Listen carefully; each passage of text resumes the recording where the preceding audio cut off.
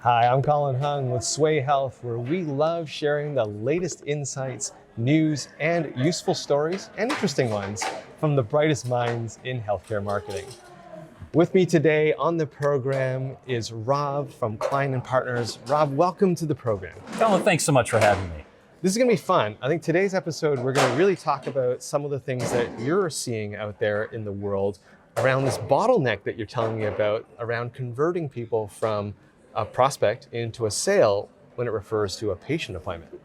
Absolutely. So we have a tool that we've partnered with the folks at Greystone.net called G-Site, and it's a pop-up survey to measure visitors' website experiences. Okay. And we've just reached 300,000 surveys. So it's an amazing database that we're able to really mine a lot of amazing nuggets. So what we've done is we've taken a look at 3 different visitor types. The folks that describe themselves, I'm just looking, Okay. or I'm a potential patient, or I'm a current patient. So kind of that sales funnel. Okay. What we're finding is the place where most of our clients are struggling most is in the middle.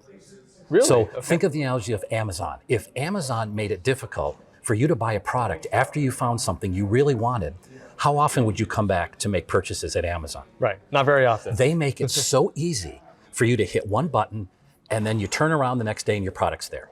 So they remove all the barriers to converting you from a looker to an actual customer.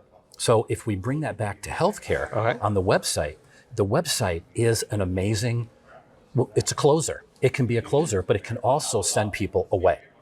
So where we're finding the bottleneck is in several areas. One, I'm looking for a doctor, or I want to make my first appointment, or I'd like to make a donation or volunteer. Okay. You know, things we don't think about that a website actually connects with people on is donations and volunteerism. Those are things we don't really talk a lot about, but they're happening.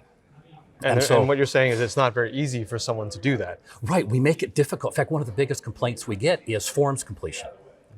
Okay. I mean, we're no stranger in healthcare to forms completion problems. What's the first thing when you walk into a doctor's office? They Exactly. say, fill out this form.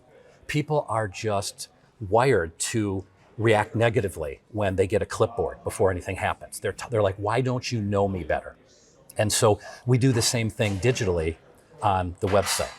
So what we're finding is people are least satisfied. Oh, another one is looking for a job. So that's not a customer in the truest sense, but it's someone that wants to become part of the organization, and they're getting frustrated with the lack of transparency or the ease of applying for a job. And so we're turning potential staff members away. And in the days of HR begging to find new staff, we can't afford to turn anyone off. So the website is as much a recruitment tool Right. as it is a let's get new customers tool. So what I'm hearing you say is that we really have to think through the job that we expect the website to do. And in some Right. cases, it's book an appointment, which is probably the one that most people are concerned about. But there's all these other use cases that are, I would say, as important to consider, which is what you're talking about, where do I volunteer? Where do I make a donation? How do I sign up for a job or reply to a job posting? These are things that I think what you're saying maybe gets pushed to the side too much, and we need to really look at that workflow to make sure it's actually smooth. We know how hard it is to have net new customers, as they say in other industries. So getting a net new patient is expensive, time consuming, and very difficult. So if the website does anything to push that person away that wanted to be a customer, that's an expensive loss right there.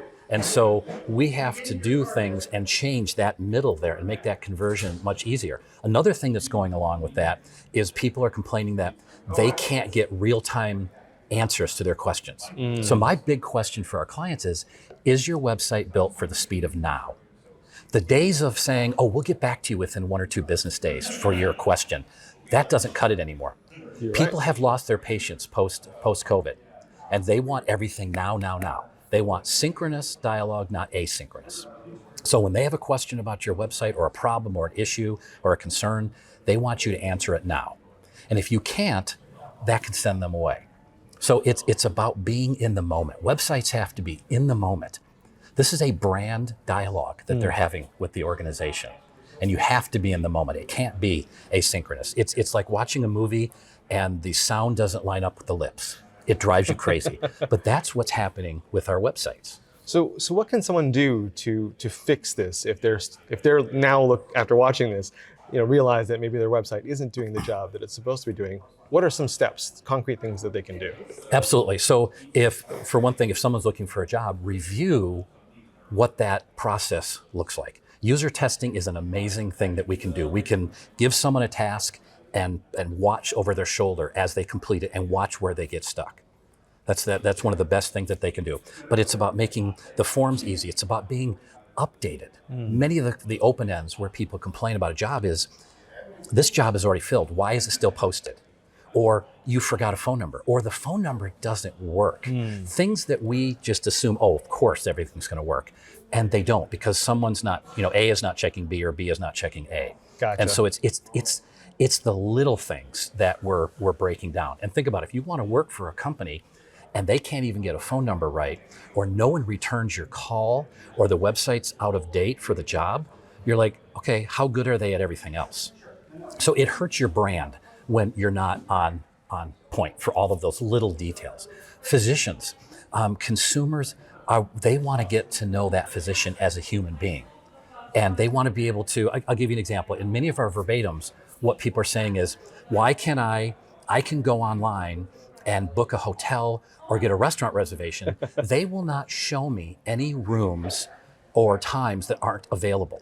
But I'll go online to get a doctor and I'll get all the way through and then I'll find out, oh, sorry, this doctor's not seeing new patients or they're not in your insurance network.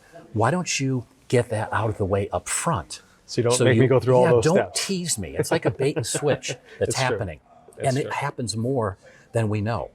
And so the other thing that we're finding to go along with this is the handoff is really struggling. What that means is, if we say, oh, to make an appointment, call this number. And I know there are situations where you have to call because it's complicated. If it's a cancer follow-up, you want to talk to a human. We get that there's exceptions. This is not Amazon. We get that. So, but when you tell them to call this number and then they can't get through, they don't get called back. Right. It's a poor experience. The handoff is bad. What happens is the website visitors are blaming the website, not the office or the call center. So I say it's like a relay race. If I'm running and I've got the baton and I hand it off to the next runner, if they drop it, we all suffer. But whose fault was it? Did I hand it off poorly or did they not grab it correctly? So we're finding out so many things in our survey that are not directly website related. They're the handoff. So it's an operations challenge. So our clients are starting to get out of their own world and say, okay, there's more going on than just website fixes. Right. There's a handoff fix with operations. And we're finding out about it and we're getting dinged. So they're working more closely with operations. That's probably one of the biggest ahas that we have found. And our clients are saying, we need to expand our partnerships outside of just our team. And Rob, where can people go to find the results of the survey and find out more about Klein & Partners?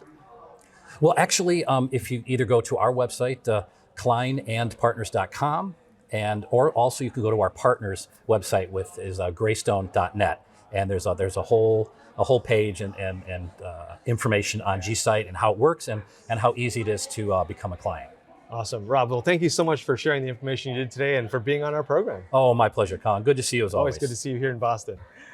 This has been Colin Hung with Sway Health. And hey, if you liked today's interview, go check out Sway, that's Sway with 2 A's, .health for more great content like this. Thanks for being here, and I'll catch you on the next video.